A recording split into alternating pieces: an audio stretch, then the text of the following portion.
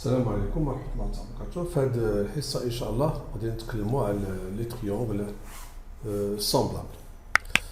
دونك نديرو petit rappel sur la définition et les trois propriétés. Alors, nous avons ici deux triangles sont semblables, c'est-à-dire de même forme, si leurs angles sont égaux 2 à 2, c'est-à-dire de même mesure. Alors, deux triangles isométriques sont des triangles semblables, puisque leurs angles sont égaux 2 à 2. Nous avons vu, dans la leçon précédente, on a parlé des triangles isométriques. Donc, deux triangles isométriques sont deux triangles semblables. Mais des triangles semblables ne sont pas nécessairement isométriques. Théorème. Si deux triangles ABC et MNP sont semblables, alors les côtés opposés aux angles égaux sont proportionnels. Alors, on verra des exemples. Alors, pour montrer que deux triangles semblables, ici, il y a trois cas. Ce qu'on appelle ici les cas de similitude. Le premier cas, deuxième cas et le troisième cas de similitude. Et on a ici à la fin des cas particuliers.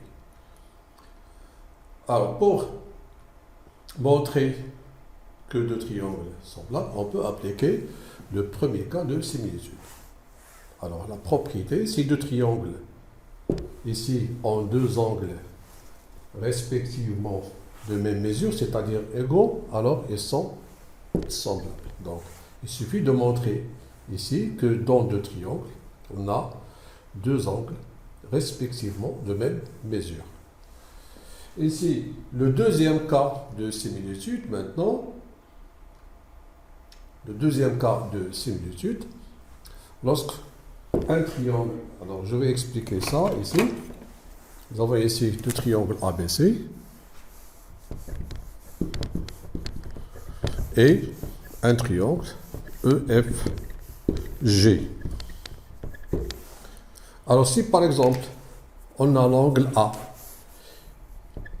de même mesure que l'angle E, ici, et AB sur EF, ici, qui est égal à AC sur EG, alors on dira que les deux triangles sont semblables. Alors, ici, autrement dit, si deux triangles ont un angle de même mesure, compris entre deux côtés dont les longueurs sont proportionnelles, nous avons ici AB sur EF égale à AC sur EG, alors dans ce cas, alors les deux triangles sont semblables. Par exemple, si on a un triangle ici ABC et un deuxième triangle EFG, par exemple ici on a 30 degrés, ici 30 degrés, ici on a 2, ici par exemple 6, ici par exemple 4 et ici 12. Alors remarquez bien que par exemple si je prends EF divisé par AB, on aura 6 sur 2 qui est égal à 3. Et si je prends EG sur AC, c'est 12 sur 4 qui est égal à 3. Qu'est-ce que nous avons alors? Nous avons alors EF ici sur AB qui est égal à EG sur AC. Et puisque ici, nous avons ici cet angle est égal à cet angle, alors d'après le deuxième cas de similitude, les deux triangles sont semblables. Voilà un exemple pour ce deuxième cas de similitude.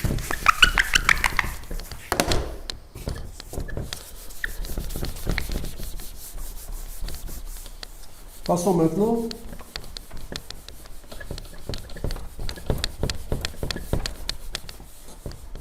alors, qu'est-ce que je fais maintenant? Tout simplement, je fais un rappel de cours pour cette leçon. Voilà, on a ici le troisième cas de similitude. Alors, Pour le troisième cas de similitude, il suffit que si les longueurs des côtés de deux triangles sont 2 à 2 proportionnelles, alors ces triangles sont semblables. Si je prends par exemple un triangle ABC et un triangle EFG, si par exemple ici nous avons 3 ici 6, par exemple 5 et 10, par exemple 6 et 12, qu'est-ce qu'on a alors ici? On a que EF sur AB qui est égal à 6 sur 3 qui est égal à 2, puis EG sur AC, CD sur 5 qui est égal à 2, et FG sur BC qui est égal à 2 sur 6 qui est égal à 2. Alors dans ce cas, nous avons bien les longueurs des côtés de ces deux triangles sont 2 à 2 proportionnelles. Alors dans ce cas, les deux triangles sont semblables. Et le rapport 2 dans ce cas, qui est égal à EF, le rapport K dans ce cas qui est égal à EF sur AB, que nous avons dit que 6 sur 3 est égal à 2. Alors 2, c'est le rapport de similitude et ceci, c'est un rapport d'agrandissement. On dit ici 2, c'est un rapport d'agrandissement. Alors, on trouve un rapport d'agrandissement si K est supérieur à 1 et on parle d'un rapport de réduction. Donc, je dis bien, si K est supérieur à 1, on parle d'un rapport d'agrandissement. Et si K plus petit que 1, on parle d'un rapport de réduction. Voilà. Alors, ici, à la fin, on a deux cas particuliers. Tous les triangles équilatéraux sont semblables. Pourquoi? Si je prends un triangle équilatéral ABC et ici je prends un autre triangle équilatéral EFG, alors nous avons ici que dans chaque triangle équilatéral, les angles sont tous de même longueur, c'est 60, ici 60, ici 60, ici 60. Donc, nous avons bien, alors ici, nous avons bien, ces deux angles sont égaux à, respectivement à ces deux angles, alors, d'après le premier cas de similitude, les deux triangles sont semblables. Puis, le deuxième cas particulier, ici, le deuxième cas particulier, ici, les triangles rectangles et isocèles, alors sont semblables. Donc si je prends un triangle ici, ABC équilatéral, rectangle et isocèle, et si je prends un autre triangle, bon, bien sûr, il faut qu'il soit isocèle, bon, je dessine tout simplement avec le B. Si je prends par exemple ici, par exemple 3, ici 3, donc ici on aura BC, bon c'est BC carré, c'est 3 au carré plus 3 au carré, c'est 18, alors BC c'est la racine de 18 qui est égale à 3 racine de 2. Alors si je prends un autre triangle rectangle et isocèle, EFG, oui. Si je prends par exemple ici 5, ici 5, donc ici on aura tout simplement 5 racines de 2. Alors on va montrer que ces deux triangles sont semblables. Donc puisque ce triangle est rectangle et isocèle, alors on aura ces deux angles pour mesure 45 degrés et 45. De même ici, on aura ici 45 et ici 45. Dans un triangle isocèle, les angles à la base sont de même mesure, puisque la somme est égale à 180. Ici, nous avons 90, donc on aura ici 45 et 45 de même ici. Donc ici, on a montré que deux triangles rectangles et isocèles sont semblables. De même, pour les triangles équilatéraux sont semblables, sont des cas particuliers. Alors maintenant, on passe à l'application. Donc on passe à l'application ici. On va prendre le premier exercice ici.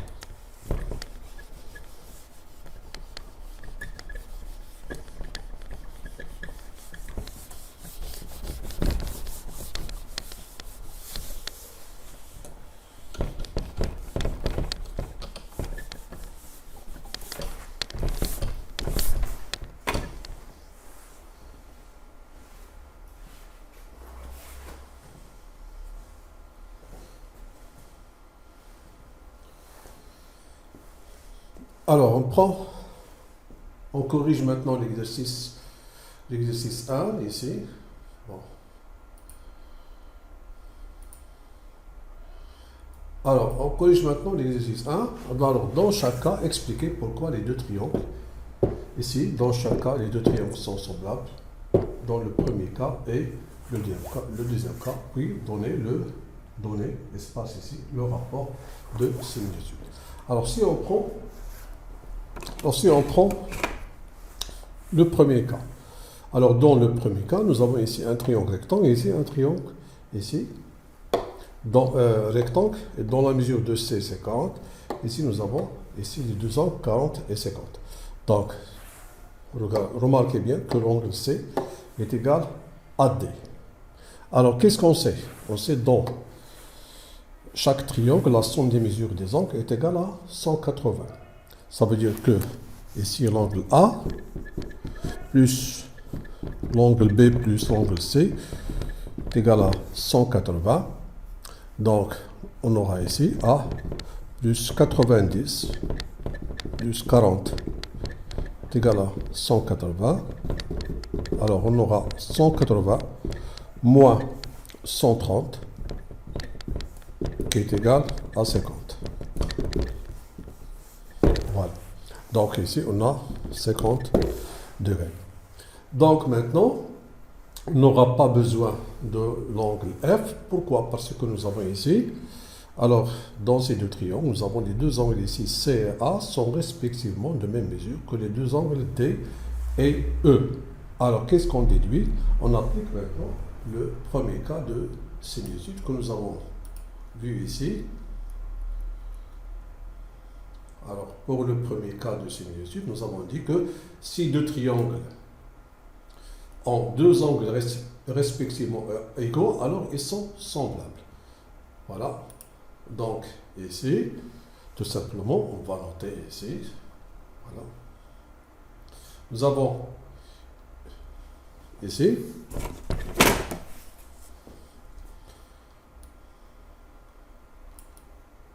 voilà, j'ai dit que on a montré que cet angle ici égal à 50. Alors, qu'est-ce qu'on a? Ces deux triangles ont deux angles, 2 à 2 de même mesure, c'est-à-dire ces deux angles et ces deux angles. Alors, ces deux triangles sont semblables.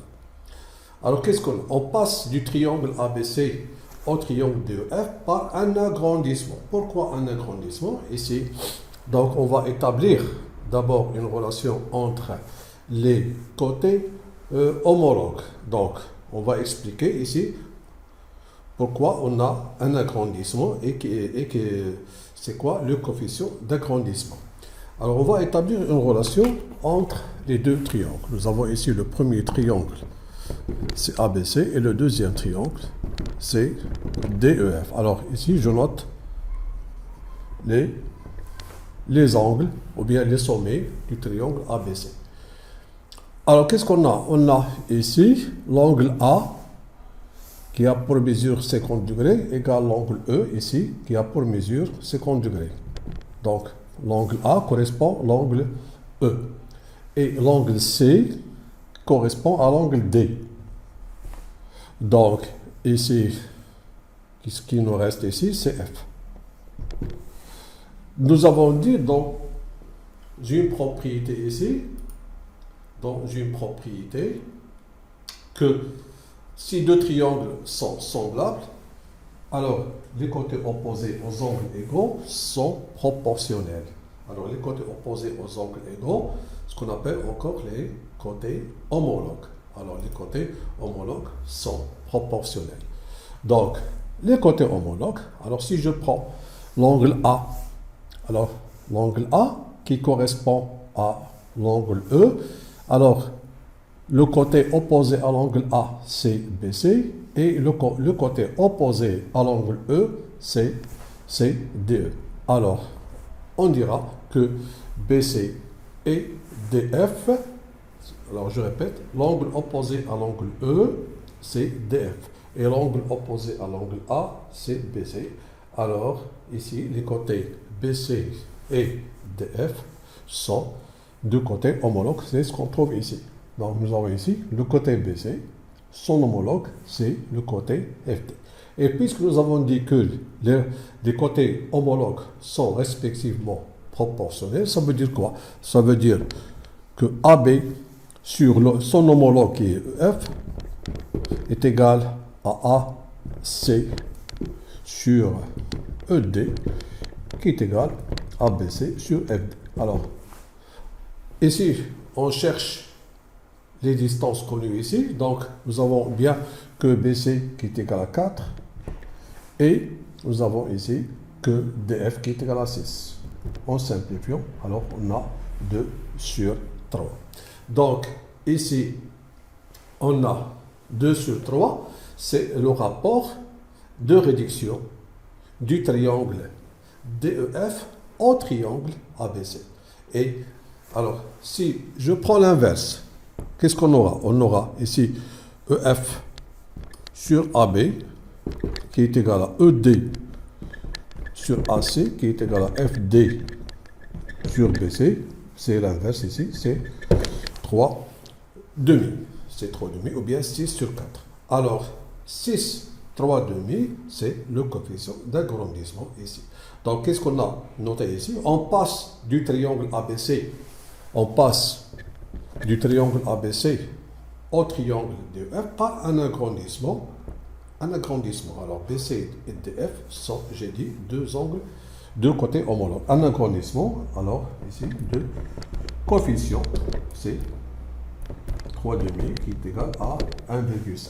Alors, ou bien on peut dire, on passe du triangle EDF, ici, on passe du triangle EDF au triangle ABC par une réduction de 2 tiers, c'est-à-dire l'inverse. Voilà pour cet exercice. Maintenant, on passe, c'est le premier cas, maintenant on passe au deuxième cas. Voilà.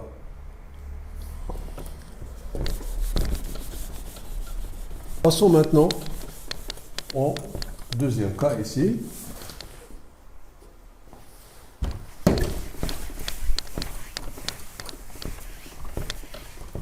Voilà. Pour le deuxième cas, nous avons ici ce triangle. Dans ce triangle, les deux angles sont de même mesure.